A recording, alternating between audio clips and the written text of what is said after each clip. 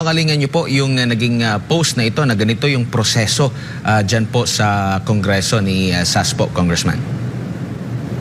Actually, basta baka ma-misquote na naman ako. Ba't nabuburol? Yung kamera daw ay kakasas sa hamon ni dating Pangulong Duterte na ilabas or magpa-audit sa COA. Sana totoo yan. Kasi ako, ang inaabangan ko talaga dyan, yung sa Kabataan Party List.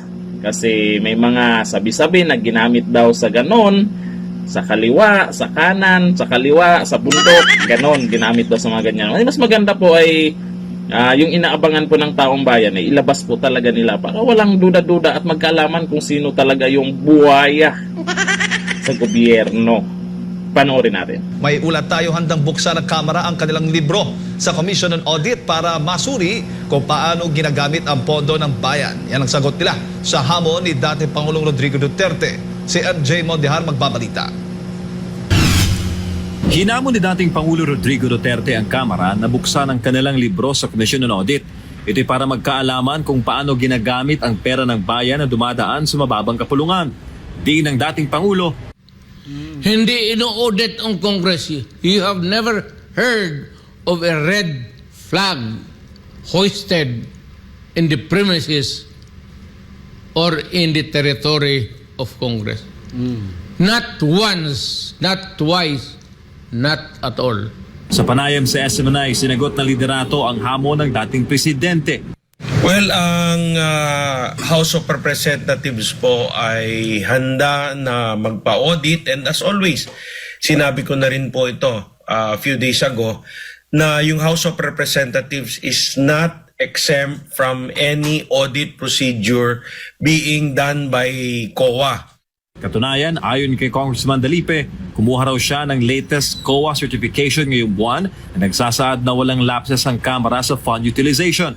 Nung binasa ko yung statement, third quarter statement report ng COA regarding the House of Representatives, wala pong suspension, walang disallowance, or wala pong notice of charge. So malinis po yung report ng House.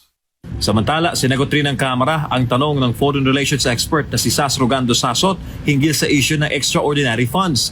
Ayon kay Sasot, certification lamang ang kailangan at no need na ang resibo at mahigpit na auditing para magamit ang nasabing pondo. Ang Kamara may 1.6 billion pesos na extraordinary expenses sa 2023 national budget na ginagamit raw tuwing may emergency. So, pinasisinungalingan niyo po yung naging post na ito na ganito yung proseso dyan po sa Kongreso ni Sas po, Congressman. Actually, basta baka ma-misquote na naman ako. Basta yung sa amin, kung ano ang require ng Commission on Audit, ano yung mga reports na kailangan, anong liquidation kailangan, kung ano ang requirement for audit procedures, we comply by it. Pera natin yan eh. Money is money. It's not your money, not my money, the people's money. So the people is entitled to know saan nagpunta ang pera. Siya may-ari. Sana may aabangan talaga kami dyan. Dito na lang. Thank you. Bye-bye.